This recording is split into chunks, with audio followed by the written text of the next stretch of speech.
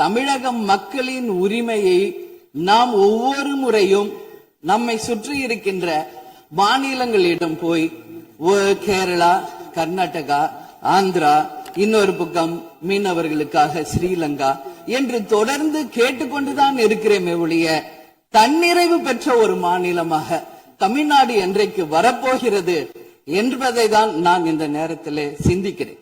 ஏன்னா நம்மை சுற்றி இருக்கின்ற நமது தலைவர்கள் எல்லாருமே இந்த பிரச்சனைக்காக, அம்மையார் புரட்சி தலைவி ஜெயலலிதா அவர்கள் காவேரிக்காக உண்ணாவிரதம் இருந்தாங்க, முதலமைச்சராக இருந்தது. கலைஞர் அவர்கள் இதற்காக பல போராட்டங்கள் நடத்தினார். அண்ணன் ஸ்டாலின் அவர்கள் பல தீர்மானங்களை நிறைவேற்றி இருக்கிறார்கள். அது மட்டும் இல்லை, இதுவரைக்கும் முதல்வராக இருந்த அத்தனை பேருமே இதற்காக நாம பேசியிருக்கிறோம், போராடுகிறோம், சட்ட ரீதியாக நாம் அதற்கான தீர்வுகளை காண்கிறோம். அது மட்டும் இல்லை, காவிரி மேலாண்மை ஆணையம் ஒரு தீர்ப்பு சொல்றாங்க, உச்ச நீதிமன்றம் ஒரு தீர்ப்பு சொல்றாங்க. எதுவும் பேசியும் இதுவரைக்கும் தீர்வு இல்லை. இப்பொழுது முதல்வராக பதவியேற்றிருக்கும் சிவகுமார் அவர்கள் சொல்றாரு, நாங்க பேச தயாராக இருக்கிறோம் என்று. நமது முதல்வரும் சிவகுமார் அவர்களும், நான் என்ன சொல்றேன், இது எல்லாரும் மக்களுடைய, இப்போ இந்த அவை இது முக்கியமான சட்டமன்றம். இங்க வந்தவொன்னு எல்லாருக்கும் என்ன கொடுக்கறாங்க? தண்ணி தான் கொடுக்கறாங்க. அப்போ ஒவ்வொரு மனிதருக்கும் தண்ணி தான் முக்கியம்.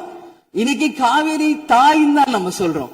ஒரு தாயின் ஒரு குழந்தைக்கும் எப்படி தாய்ப்பால் இன்றியமையாதோ அது பாருங்க, அத்தனை பேரும், அது விவசாயிகளா இருக்கட்டும், குடிமக்களாக இருக்கட்டும், இங்கு மிக முக்கியமானது குடிதண்ணீர். நீரின்றி அமையாது இவ்வுலகு.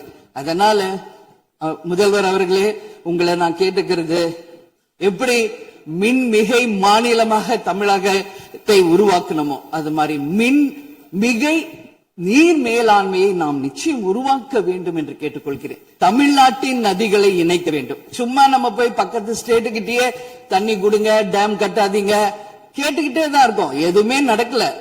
அதனால சொல்றேன், தன்னிறைவு மிக்க மாநிலமாக நம் தமிழ்நாடு உருவாக வேண்டும் என்று மாண்புமிகு முதல்வர் அவர்களை நான் கேட்டுக்கிறேன்.